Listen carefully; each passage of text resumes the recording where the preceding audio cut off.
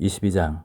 어떤 사람이 소나 양을 훔쳐서 잡거나 팔면 소 한 마리에 소 5마리, 양 한 마리에 양 4마리로 갚아야 한다. 만약 도둑이 어느 집에 들어가다가 잡혀서 맞아 죽었으면 피 흘린 것이 아니다. 그러나 해 뜬 후에 일어난 일이면 그는 피 흘린 것이다. 도둑은 반드시 제대로 된 보상을 해야 하고, 만약 가진 게 없으면 훔친 것을 보상하기 위해 자기 몸이라도 팔아야 한다. 만약 훔친 것이 소든 낙이든 양이든 그 손 안에 살아있는 것이 발견되면 그는 2배로 갚아야 한다.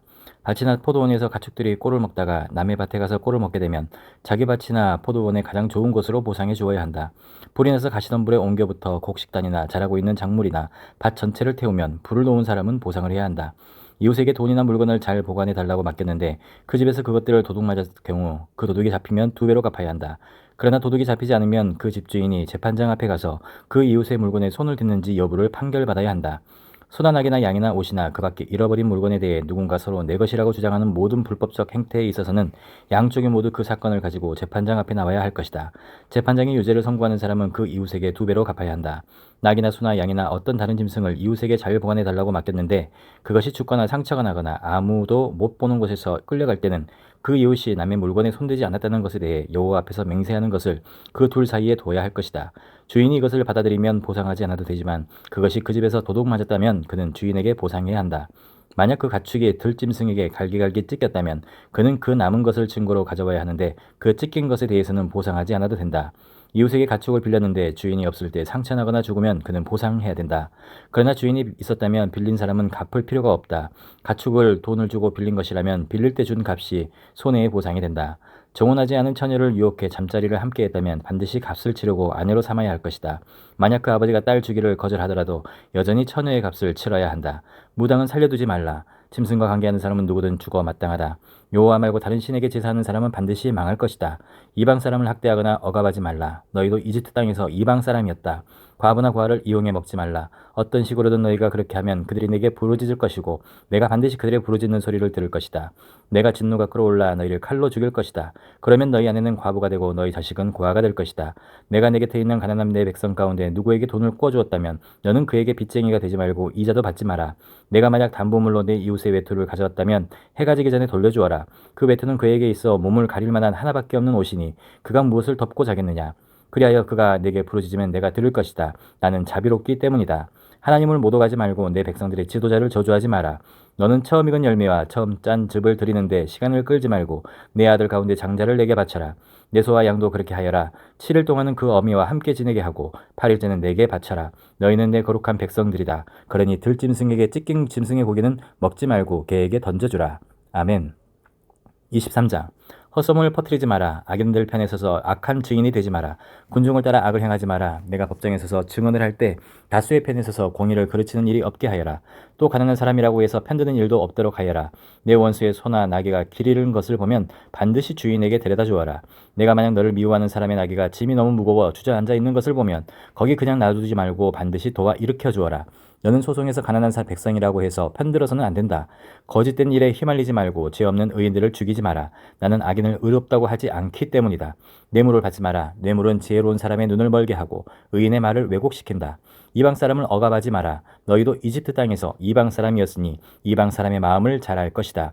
내가 6년 동안은 내 밭에 씨를 심고 수확하되 7년째에는 땅을 쉬게 하고 그대로 놔두어 내 백성들 가운데 가난한 사람들이 그 밭에서 먹을 것을 얻게 하고 그들이 두고 간 것은 들짐승들이 먹게 하여라. 내 포도원과 올리브 농장도 이런 식으로 하여라. 너는 6일 동안 내 일을 하고 7일째 날에는 일하지 마라. 그래야 내 소와 나귀도 쉬고 내 여종의 아들과 이방 사람도 내 새 힘을 얻게 될 것이다. 내가 네게 말한 모든 것을 잘 지키도록 하여라. 다른 신들의 이름을 부르지 말고 내 입에서 나와서 들리지도 않게 하여라. 너는 1년에 3번씩 내게 절기를 지켜야 할 것이다. 너는 무교절을 지켜라. 내가 내게 명령한 대로 첫째 달인 아비벌에 정해진 때에 7일 동안 누룩 없는 빵을 먹어야 한다. 그 달에 내가 이집트에서 나왔기 때문이다. 내 앞에 나오는 사람은 빈손으로 와서는 안 된다. 너는 내 밭에 심어놓은 곡식의 첫 열매를 가지고 맥주절을 지켜라. 내가 밭에서 내 곡식을 거두어 모으는 연말에는 수장절을 지켜라. 모든 남자는 1년에 3번씩 하나님 여호와 앞에 나와야 한다. 내게 희생제물의 피를 드릴 때는 누룩 든 것과 함께 드리지 마라. 내 절기에 드린 희생제물의 기름은 아침까지 두지 마라. 내 땅에서 처음 난 열매 가운데 가장 좋은 것을 여호와 내 하나님의 집에 가져오너라. 어린 염소는 그 어미젖에 넣고 삶지 마라. 보아라, 내가 내 앞에 천사를 보내 내가 가는 길 내내 너를 보호하고 내가 준비한 곳으로 너를 데려가게 할 것이다. 그에게 집중하고 그 말에 순종하여라. 그를 화나게 하지 마라. 내 이름이 그 안에 있으므로 그가 내 죄를 용서하지 않을 것이다. 내가 만약 그의 말에 순종하고 내 모든 말대로 하면 내가 내 원수들의 원수가 될 것이요 내 적들의 적이 될 것이다. 내 천사가 내 앞서가서 너를 아모리 사람, 헷 사람, 브리스 사람, 가나안 사람, 히윗 사람, 여부스 사람의 땅으로 인도할 것이며 그들을 내가 쓸어버릴 것이다. 그러니 그들의 신들 앞에 절하지 말고 경배하지 말며 그 관습을 따르지 마라. 오직 너는 그것들을 쳐부수고 그들의 형상들을 산산조각 내야 한다. 너희는 너희 하나님 여호와께 경배하라. 그러면 그가 내 빵과 내 물에 복을 내릴 것이다. 내가 너희 가운데 아픈 것을 없애버릴 것이다. 또 내 땅에 낙태하는 사람이나 임신 못하는 사람이 없을 것이다. 내가 내게 수명대로 살게 하겠다. 내가 내 앞에 내 공포를 보낼 것이고 너와 대결할 모든 민족들을 멸망시킬 것이다. 내가 내 모든 원수들이 등을 보이며 도망치게 할 것이다. 내가 내 앞에 왕벌을 보내 히윗 사람과 가나안 사람과 헷 사람을 내 길에서 쫓아내겠다. 그러나 내가 그들을 1년 내에는 내쫓지 않을 것이다. 그렇게 한다면 그 땅이 황폐해지고 들짐승이 너무 많아져 내가 감당하지 못할 것이기 때문이다. 내가 그들을 조금씩 내 앞에서 쫓아낼 것이니 결국에는 너희 수가 늘어나 그 땅을 다 차지하게 될 것이다. 내가 홍해에서부터 블레셋 바다까지 광야에서부터 강까지 내 경계를 세우고 그 땅에 사는 백성들을 내게 넘길 것이니 너는 그들을 내 앞에서 쫓아내어라. 너는 그들이나 그들의 신들과 언약을 맺지 마라. 그들로 하여금 내 땅에서 살지 못하게 하여라. 그러지 않으면 그들이 너로 하여금 내게 죄짓게 만들 것이다. 내가 만약 그들의 신들을 경배하면 그것이 반드시 내게 덫이 될 것이다. 아멘. 24장. 그러고 나서 주께서 모세에게 말씀하셨습니다. 너와 아론과 나답과 아비후와 이스라엘의 70명의 장로들은 여호와께 올라와 멀리서 경배하여라. 그러나 모세만 나 여호와에게 가까이 오고 다른 사람들은 가까이 와서는 안 된다. 백성들이 함께 올라와서는 안 된다. 모세는 백성들에게 가서 여호와의 모든 말씀과 율법을 전했습니다. 그들은 한 목소리로 대답했습니다. 여호와께서 말씀하신 모든 것대로 우리가 하겠습니다.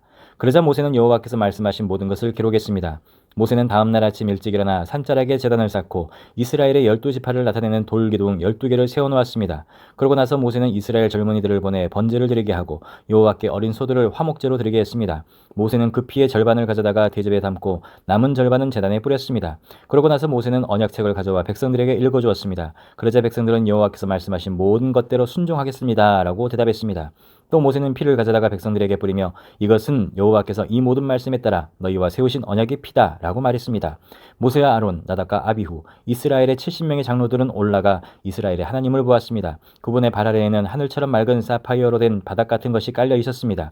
그러나 하나님께서는 이스라엘 백성들의 지도자들에게 손을 대지 않으셨습니다. 그들은 하나님을 보기도 했고 먹고 마시기도 했습니다. 여호와께서 모세에게 너는 산으로 내게 올라와서 여기 있어라. 내가 백성들을 가르치려고 쓴 돌판 곧 율법과 계명을 쓴 돌판을 내게 주겠다. 그러면 내가 그들을 가르치도록 하여라 라고 말씀하셨습니다. 그러자 모세는 일어나서 그를 보좌하는 여호수아를 데리고 하나님의 산으로 올라갔습니다. 모세는 장로들에게 우리가 돌아올 때까지 여기서 우리를 기다리라. 보라, 아론과 훌이 너희와 함께 있을 것이니 누구에게 무슨 일이 생기면 그들에게 가서 상의하도록 하라 라고 했습니다. 모세가 산에 올라갔더니 구름이 산을 덮었고 여호와의 영광이 시내 산 위에 있었습니다. 그 구름은 6일 동안 산을 덮고 있었습니다. 그리고 7일째 되는 날에 여호와께서 구름 속에서 모세를 부르셨습니다. 이 여호와의 영광이 이스라엘 자손들에게는 산 꼭대기에서 타오르는 불처럼 보였습니다. 그때 모세는 계속해서 산으로 올라가 그 구름 속으로 들어갔습니다. 그리고 그 산에서 40일 밤낮을 지냈습니다. 아멘.